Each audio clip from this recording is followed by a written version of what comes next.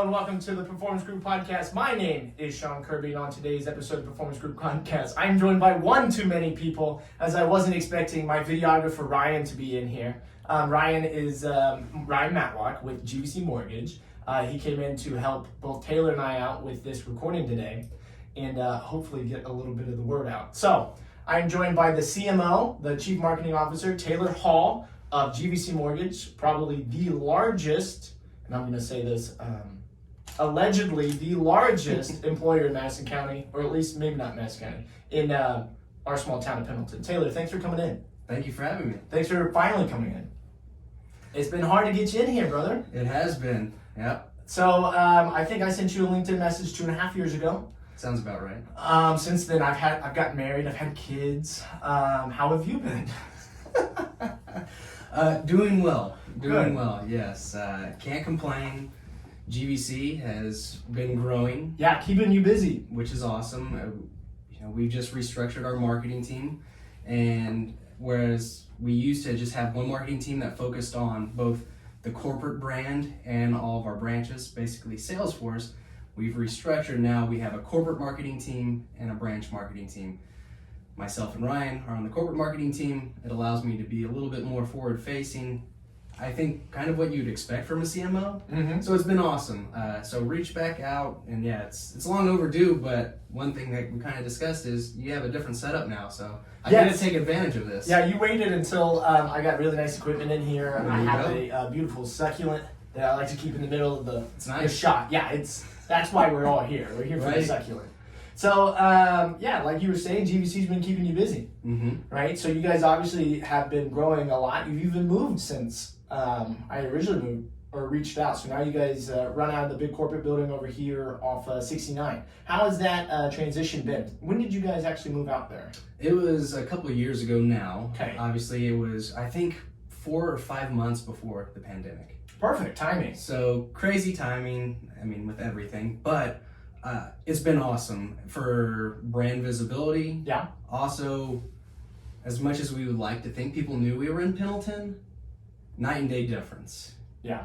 Right off the exit there, Mm-hmm. having our logo up, and now we have the banner for 2021 Top USA Workplace there. Hopefully going to be making it. Congratulations. Thank you. A 2022 banner here in the next few months. We'll find out here early next year. Who decides that?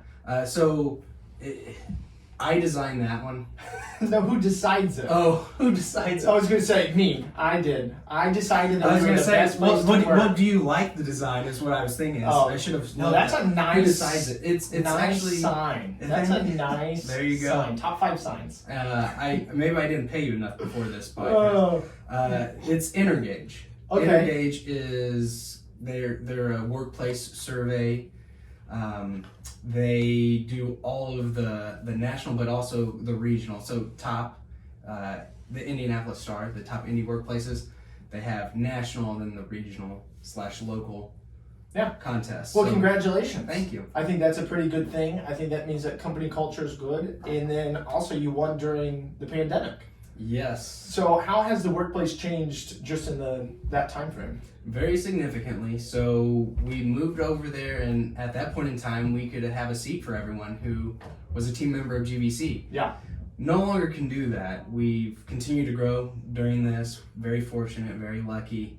And now we can't have everyone come in because we don't have a seat for everyone. So we've been in a hybrid work environment basically since that March. Mm-hmm. And I don't foresee that changing because they have to build out. We actually acquired more office space, Mm-hmm. and they haven't started that building process yet. So once that happens, I could see they're talking about maybe coming in 1 day a week, so we just have that camaraderie, kind of in person, but allowing people to, if they function better working from home. Mm-hmm. The nice thing about GVC is they invest in the tools that allow us to still feel like one. I mean, the tools we use are Office 365. Mm-hmm. So we do Microsoft Teams, and we use video for that, and it just allows us to see people without being in person. Yeah. So nice. Let's talk about marketing and how much your marketing had to change during those times where people are no longer going to work, so they're not looking for billboards. They're not looking for your perfectly designed banner that you made. There you go. Right. So if I'm not making that commute, then maybe what have you guys kind of changed? And obviously you have a little bit more of a digital focus. Yeah, social media. We focus for corporate, just in those terms. Really, Facebook and LinkedIn are going to be our two main social channels. Now with the restructuring, I think Ryan will be excited about this. TikTok is going to be something you will see GVC Mortgage on here. Heck yeah! About time, 2022, a year and a half afterwards. There you go. So that's how corporate works. Exactly. It's a little slow. Well, with just in general, one of the recruiting tactics I had when trying to grow the marketing team was they'd say, well, what do you enjoy about it? What maybe not so much? And the not so much, honestly, we're heavily regulated. So the compliance side of it, luckily we have a great chief compliance officer, work hand in hand with him. But from our side, if you look at what a marketing agency does, yes, a mortgage lender will probably do that a couple of years after it's already been done by a marketing agency. So the nice thing about our team is we all come from a marketing agency background. So once we see something kind of going on from a marketing standpoint, we can incorporate it really quick and be agile with it, as opposed to, okay, well, we're gonna have to wait until all the other lenders do this. Yeah, you have to get compliance out of the way. With some of our things, especially I'm not a big marketer like you guys, but trying to get past compliance can be a bear, especially when you think you've got a good idea. Right. So how do you get around, maybe not around compliance, but how do you deal with compliance? Is it just time? Is it patience? Because I get ticked off. Yeah, for us, luckily, like I said, our chief compliance officer, John Kirk, is really good at what he does, and I bet he says no a lot. What would you think, Ryan? Let's there you go. That's his job. His job is to say no. That's a compliance guy role. For us, going to him with the idea ahead of time, I feel like this is probably the workflow for most people. Yeah. As opposed to him just saying no, that's it. I will give him a lot of credit. I'll say, I'd really like to see it done this way, or can you include this? So it's not a no, hey, give me a new idea. It's a no, let's change a couple things and then run with it. Yeah, that's and that's something that you can't really put a whole, a dollar amount on how nice that is to have someone in that capacity. Yeah. Who is not, especially to give direction. 100%. Because nothing like getting a no and then having no direction to go with after a no. Yeah, It's just you're fuming and walking away. Exactly. Just a no, thank you, I'll see you when you have your next idea, versus a no, hey, come back to me in a couple days. Let's change these things out and go from there. Yeah, absolutely. So what are your plans for TikTok? You guys get the whole group together and hit some dances, or what are we thinking? Ooh, yes, Ryan? I don't know that enough people would be interested in doing the dance. We'll see. I'll tell you who I like on there. I think it's Lumberland. Okay. I'm not on TikTok. I'm big into Instagram Reels, which are just like 3 day later TikToks. So I'm with the flow. I'm just 3 days late. I'm corporate. They're a company, and they do a lot of. They'll have, say, 5 team members all around, and they'll just pop up logos on a screen, and it's just kind of like trivia. Yeah. They'll do riddles. They'll do other things. It allows participation versus something that's much more, I think, normalized and participating versus, hey, we're going to do this dance that you're going to take way too long to learn. Yes. You're not going to do it right anyways. Yeah. Kind of stay in our lane. Yeah. But I think Lumberland just kind of reacting to things or doing those kind of... Following trends. Exactly right. Yeah. You don't have to make a trend, you just got to be part of one. Mm-hmm. And that's what people want to see anyways. Right. I mean, they want to see Brenda get up from QC and go over there and hit the wall. Yeah, I don't foresee a lot of us doing that, but I mean, we probably do. I'd be surprised. I think we might be able to surprise some people with. I think a few of us have some dance skills. Ooh. So maybe it's a battle. Taylor said it. So, fun. Well, that's exciting, especially kind of getting into the new age. That's kind of the next generation of home buyers anyways, right? So, You guys have been really busy. Number one place to work in, is that in Indiana or is that the region? So it's just Indiana it's region? a top it's a top USA workplace. So out of So the country.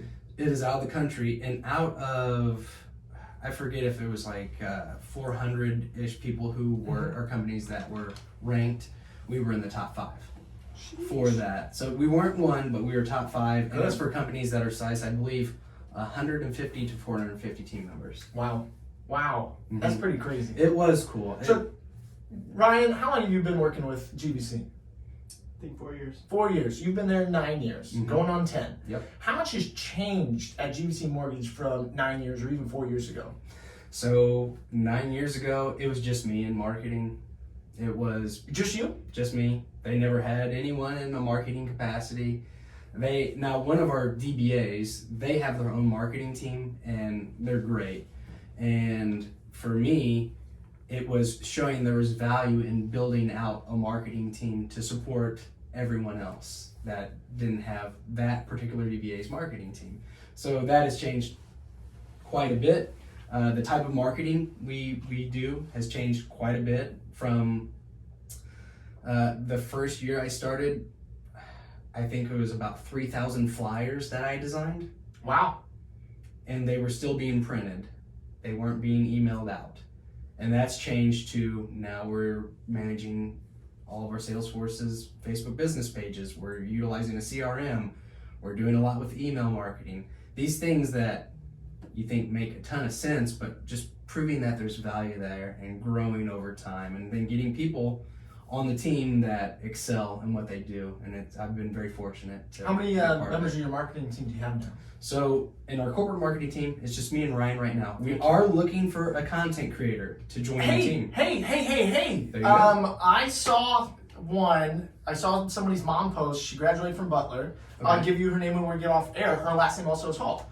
Okay. So, fun fact. No So, nepotism. No nepotism. No relation, most likely. I doubt that you guys are related. Okay. However, but she just graduated from Butler. She's Okay. looking to find some freelance content gigs. Awesome. Well, I'm sure she'd take a full-time corporate job because that's what kids do. Yeah, there you go. Who doesn't want It benefits? has changed that even has changed quite a bit since I started with GVC. But yeah, we're looking for a content creator. And then on our branch team, we have the VP of branch marketing, we have a graphic design specialist, and a social media coordinator. Right now, they are actively looking for a social media manager. Cool. So both teams are growing, and once we're able to find those team members, our branch team will be looking for another social media coordinator, and we'll be looking for someone to in another capacity to join our team. That's pretty crazy. It is.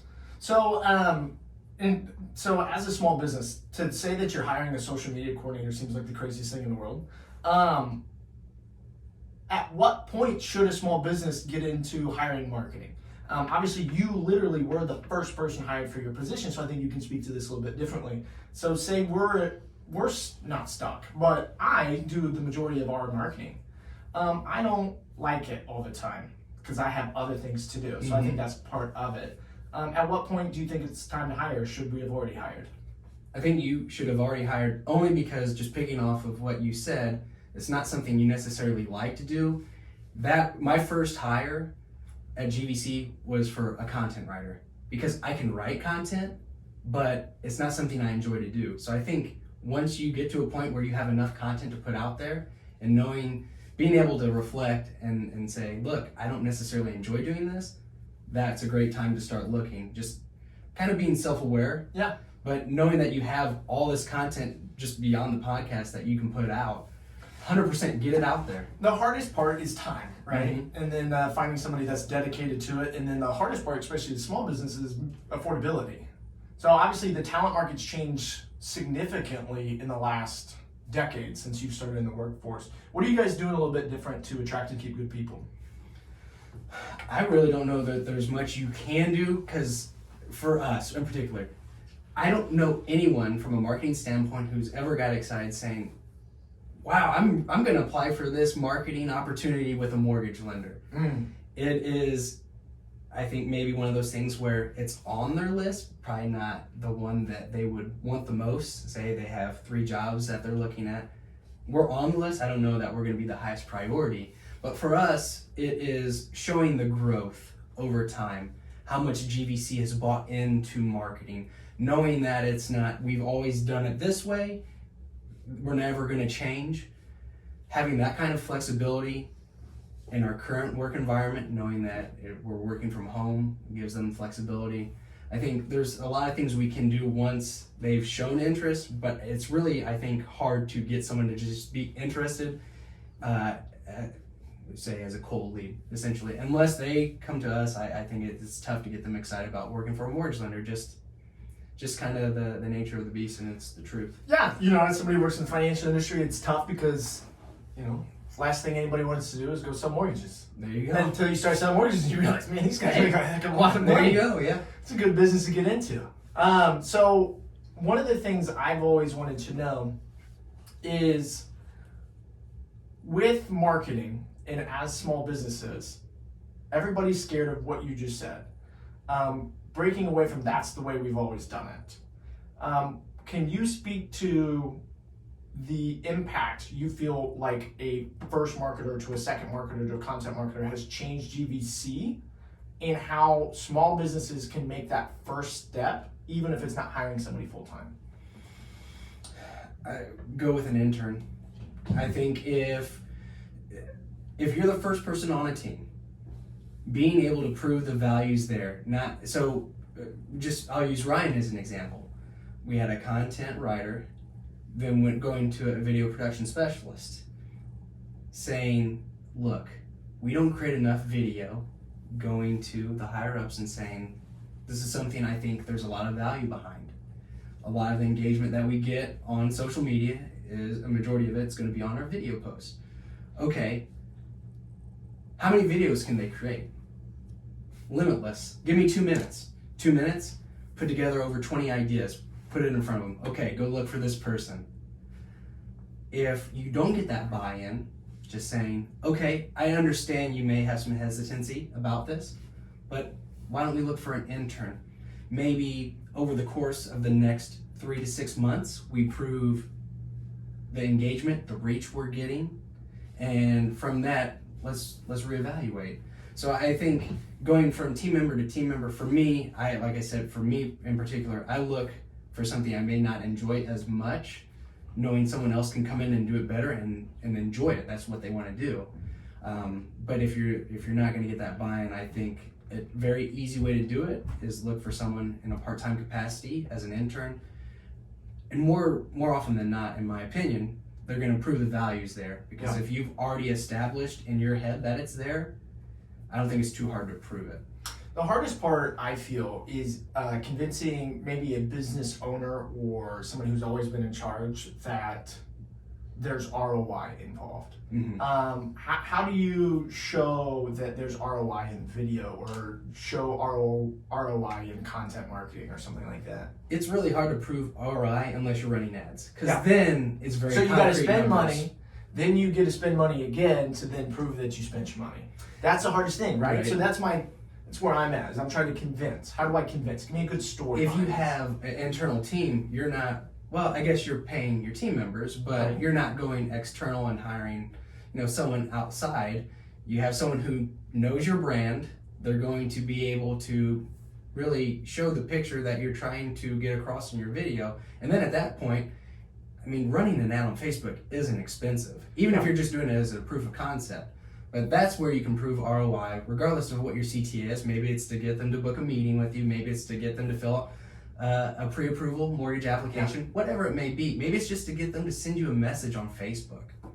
Yeah. It's easy to prove that versus just the outside piece is when it's organic, it's just brand awareness. And there's a lot of value on that, but it is hard to prove an ROI. But, our conversation before this, there's so much unintended effects of things that you're currently doing that you can't really put an ROI on it, but you know that there's a huge benefit to what you're doing. Yeah, you believe in why you're doing it, Mm-hmm. and you're having fun. Right. I think content marketing's fun. I think doing it with people who are like-minded and creative is fun. One of the things we talked about before we jumped on air was, and again, I don't want to put words in your mouth, but you left a position because you didn't feel like you were being able to be creative. So you went to the most creative industry in the world, mortgages, and decided to be creative there. Speak to how you made something that maybe isn't glamorous or isn't creative on the outside looking in and turn it into what your dream job is. Assuming this is your dream job. It's been almost 10 years, so I think one of the biggest things people can kind of look at from the outside, and then something that's kind of changed over time, is how long are you with a company? For me, finding a company you want to stay with long term is something that means so much to me. GVC, hands down, is the first company I've ever worked for where I felt actually, our CFO and I have reported to our CEO, I've reported to our Chief Quality Officer, I've reported to our CFO now. I have never felt as supported as I do. That's something it's really hard to put a value on as well, because before you feel like a number in an organization. Even if you're on a small team, you just feel like a number, and I do not feel like that with GVC. So I think that has been a game changer for me as far as a company that I want to stay with long term. And yeah, I would say it's definitely a dream job because it's been able to scale into what I want it to be. So ask your question again, because I definitely got off track there, but I just wanted to give GVC its due because, like I said, it's unlike any other company culture I've ever been a part of. It truly is. It's a brother and two sisters that are the owners, and it feels like a family. And we don't refer to employees as employees; they're team members. We're part of something greater than ourselves. Same with our marketing team. Each team, it's all the pieces that make it what it is, and I think that's a huge differentiator between us and all the other lenders out there. Yeah, I think that makes a big difference, especially just for company culture, especially to take that from the marketing side. And to ask my question again, to be 100% honest, I checked my watch and now I don't remember my original question. I think it might have been something about putting words in my mouth about something. I put words in your mouth in the sense There you that that was your dream job. Oh yeah, 100%. Oh, I remember. See, I knew this was gonna happen. Okay, it's like give him a little nick. It's gonna pick up real quick. Yep. So I asked, when you left your original position. Okay. Yep. Yeah. You're on the right track. I asked you, when you left your original position, if leaving that position, gosh. Something about being able to turn this into my dream job, being creative, going into creativity. There yes. You go. So how do you attract, or how do you show people that mortgages could have been creative? How did you take that position, knowing it wasn't a creative industry, knowing that you wanted to use your creativity because you didn't even get to use it in a web design platform? Yeah, it was just showing that, hey, people don't understand the mortgage process. There's so many myths out there. If we can get this kind of content out there, you'll be surprised at how many people enjoy seeing it. So going from a team of 1 to 2 to 3 to 4, now it's not only written content, now it's not only these images, let's have video behind it. Let's get people's faces on the camera. Let's have people feel like this is tangible advice. They feel like they know this person on video. So showing that there's so many levels to creativity. I guess you don't have to have video. I think that's something that you should have, but there's so many avenues you can be creative in that I think it's kind of limitless, honestly. What's the next thing? It's not, well, this is all, going back to it, this has always worked for us. This is always what we're going to do. What's the next thing? How can we improve? How can we look at these analytics and say, well, this worked in 2020, but it didn't work in 2021. What are we doing in 2022? Yeah. And that's fun. So creativity and analytics. I think we haven't talked about analytics, but you have to have both.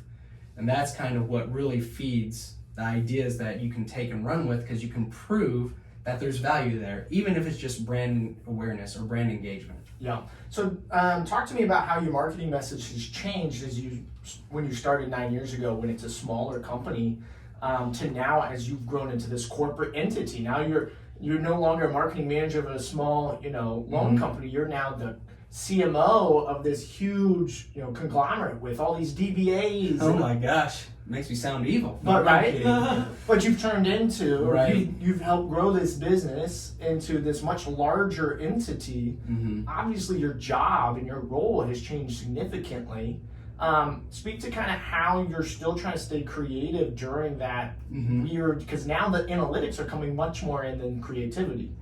And then creativity is now geared towards analytics, where when you started in 2012, they didn't have as much analytics. Or maybe you could get more organic traffic in social media, which now they're pushing against because they want paid traffic, right? So speak to kind of how the world's changed and how you approach it from a large business versus, what should the small guy do? Yeah, so for us, we were really just managing our corporate Facebook page, growing into other social media platforms, and then we'd help our branches with their branch pages.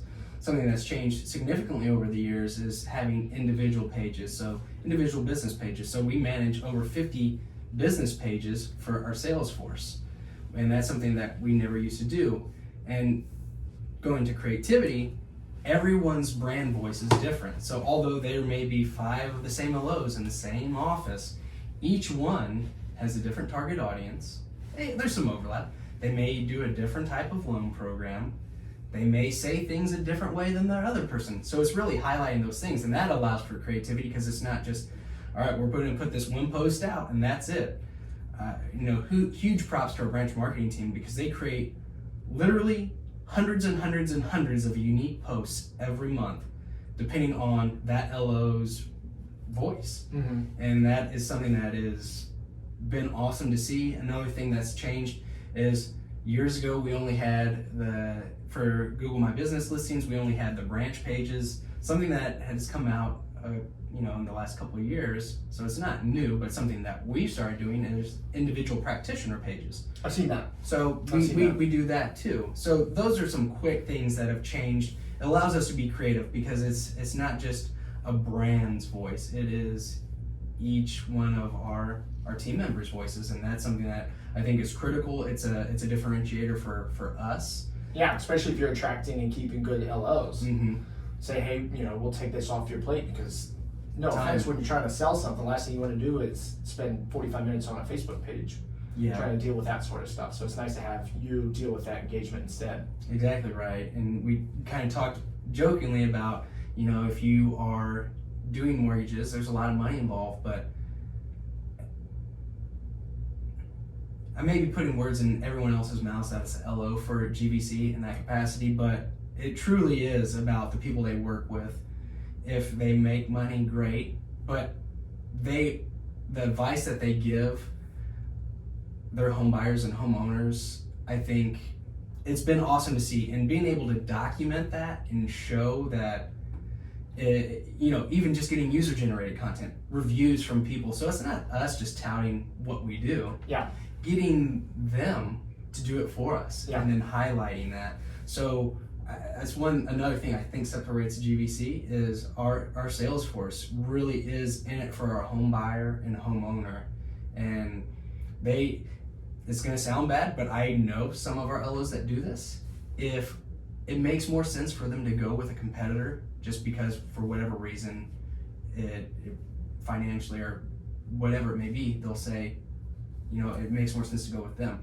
Actually not giving business away, but saying, look, we would be happy to do your loan for you, but for your situation, it might make more sense to go with X, Y, or Z. And I think that's something that's selfless and very impressive. And being able to see those people in our organization, it's been really cool because it's much more of a human to human thing versus a B2C. Yeah, I think that follows human values and it follows your company core values, and that means that you're getting your marketing message or your message across not only to the consumer, the end consumer, but to your internal employees as well. So everybody's pulling on the same end of the string.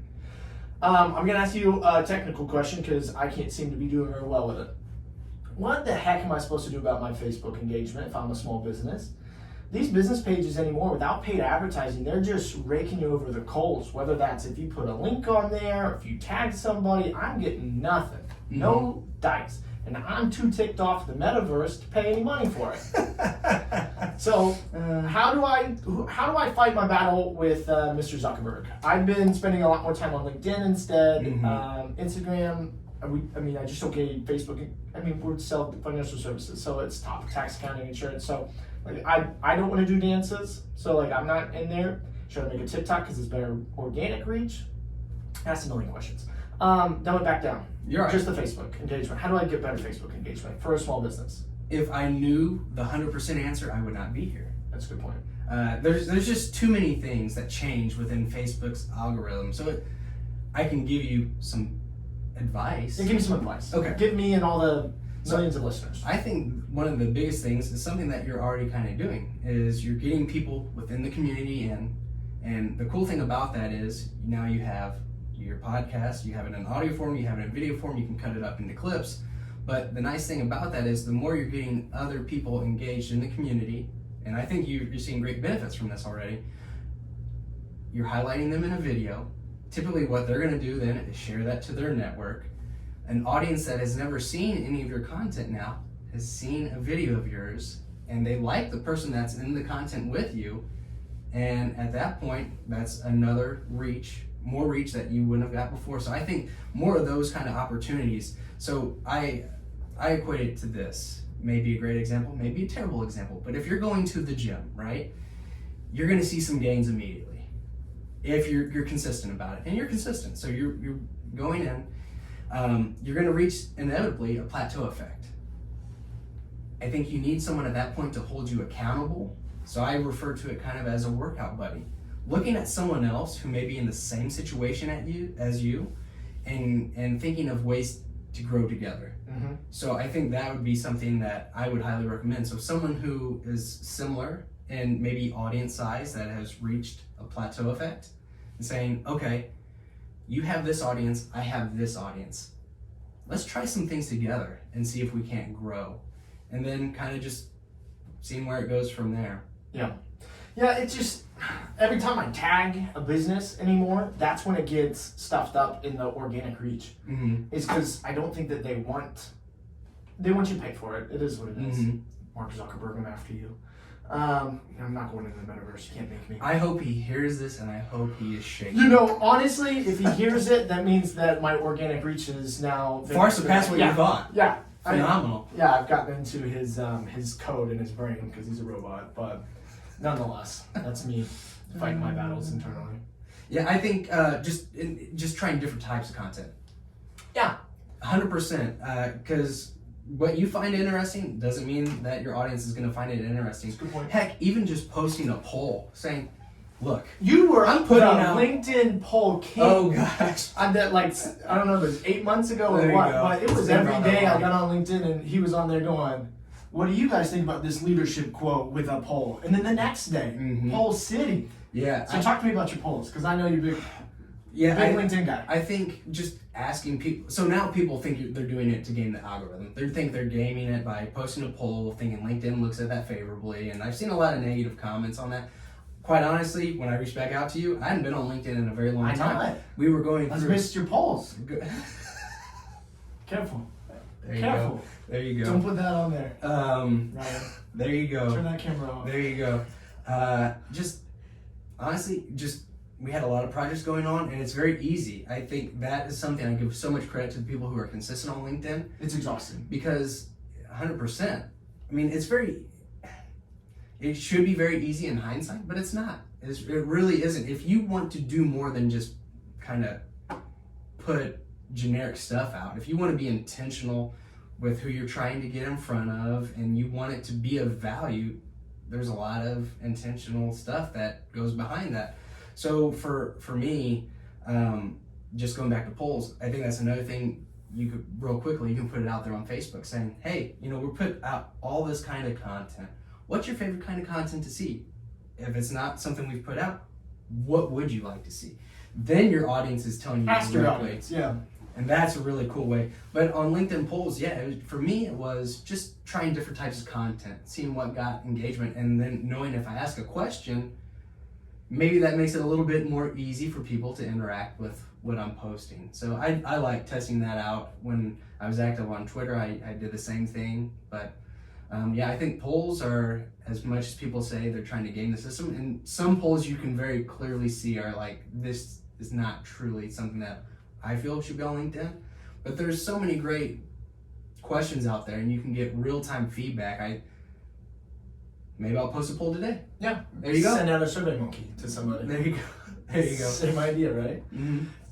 How much of that did you kind of test on your personal LinkedIn and then kind of transition in your business work at GVC? If you're seeing good engagement personally, you would assume it goes back to B2C? Yeah, for us, we have not done any polls on our business LinkedIn at all. Might be worth a We could. A poll coming to you A soon. poll coming soon. I think for us, always, if we can have a face involved with the post and people can kind of see behind the scenes, that's always going to do well. So that's something that's very easy to see. It's like if I post something that's just text. Now, granted, I like reading posts that are just text, and I like seeing how many characters they're using. I like seeing kind of the format. Yeah, your brain's different than mine. And, I get that, though. And because all I see are just pictures, right? Pictures and videos. So what kind of breaks through the clutter for me is just the text. Interesting. Now, I'm not saying that that's going to work for our business page, because it really doesn't. We've tried text-only stuff. But, I mean, at the end of the day, for me, if I'm posting, I post text-only versus a picture of myself. The picture of myself is going to perform better. Same thing. That's just because you're good looking. Oh, I appreciate that. Again, I didn't pay you enough before the podcast. I know, so I get paid afterwards. it just keeps going up. Are you in crypto? Do I owe you some? What do I owe you? Some I'll NFTs? I'll take either. Okay. I don't know. I can afford this. Decentralized. There you go. Decentralized. But no, I think just anything you can show behind the scenes, and I think it's smart to do that, because then they're not seeing this glossy product of, well, this is clearly a stock photo, or appears to be a stock photo. Yeah. It's one of the craziest things to me still is if you look at a business page and people are posting these really nice photos. Well, what does that make you think of if it's a nice photo? To me, it makes me think ad. Just nice photo, ad. Versus, as silly as it sounds, obviously the technology is there where you should not take a blurry photo or a very pixelated photo. People still do it somehow. Very talented. Those photos tend to do well. Feels real. Feels real. It feels authentic. No filter. It feels like maybe a professional photographer didn't take this photo. Those do really well. I would say test some of those out, because it's something that we've done and it actually works really well, surprisingly. Yeah, doesn't look like you made it on Canva. Even though that was the whole reason I paid for my Canva subscription, was have nicer images. They have some really good stuff coming out though that they've continually. I mean, their suite of their solution has increased significantly since, because we use it too. Yeah, I love Canva. I've seen your Google review one where you put the guy's face in the background. Yeah, those are gorgeous. There you go. Send me your template, bro. Okay. I could use your template. We get a lot of Google reviews we'd like to share with people. Yeah. But yeah, so I think what you guys are doing is amazing. I think GVC has became, well, it's always been here, but it's really become such a name in the Pendleton community, especially after the move, and such a large employer of our local, local people here in Pendleton. I think that people love the fact that they know who works there, and they get to see their face, and they get to be, celebrating their wins, and they get to see them, go on this journey. Earlier, you said you guys love to promote internally, right? Because you're building that brand, you're growing somebody into, a position they've never been in, and you'd like them to be there. Look at you, right? Yeah. Look at Ryan. Yeah. Right? Yay, Ryan! Ryan just got promoted. So it's pretty amazing from the outside looking in, watching you guys take such strides. And I don't know if you realize this, but you're setting a real example for the community.